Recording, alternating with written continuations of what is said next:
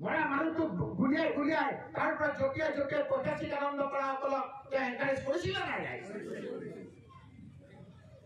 এই লোকসকলৰ কাৰণে মই যুঁজাৰ কাৰণে এই নিষ্পাহিত লোকসকলৰ কাৰণে মই যুঁজাৰ কাৰণে আজি মোক জীৱনটো মাৰি দিবলৈ ওলাইছে কোনে মাৰিছে জ্বলন্তভাৱে আজি পুলিচৰ হাত দিছে মোক চিকিউৰিটি দিয়া পুলিচৰ হাত দিছে এতিয়াও এছপিয়ে কৈ দিব যে এইটো বেলেগৰ অফেন্স আমি ডায়েৰীত এইসকলৰ নাম লিখি ৰাখিছো মনত ৰাখক এছপি হওক বা যোনে নহওক এইসকলৰ নাম আমি লিখি ৰাখিছো এটা সময়ত এটাকৈ বিচাৰ হ'ব আপোনালোকক মই আজি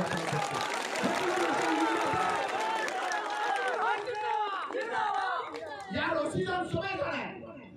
যে এটা বেয়া কেছত পচি ইয়াৰ পৰা পচাই ইয়াৰ পৰা তেওঁ ট্ৰেন্সফাৰ হৈছিল কেৱল ৰকিবুল হুছেইন জানে মৰাৰ ক্ষেত্ৰত সহায় কৰিবৰ কাৰণে ইয়াক পুনৰবাৰ ৰুচি দিছে আজি অহাৰ সময়ত তেওঁ মোক ফোন কৰিলে মই এজন জ্যেষ্ঠ নেতা তাৰ পিছতো এই লোকসকলক তেওঁ মাজত ৰাখি তেওঁ তাৰ পিছত বেলেগ জেগাত আহি ৰখি আছে কোন আছিল স্পষ্টকৈ প্ৰমাণ আছে গভাই ডকাই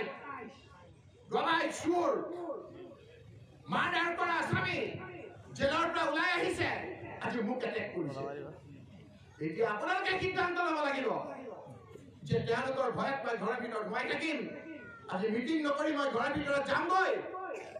যে আপোনালোকৰ পক্ষে নমৰালৈকে চুচৰি হ'লেও কাম কৰিম মই আপোনালোকৰ মাজত ফুৰিবছো ভাবিব আহিছো সাহসেৰে ওলাই আহক সকলো আজি মহিলাসকলক ধন্যবাদ জনাম যে আপোনালোকে সাহসেৰে ওলাই আহিছে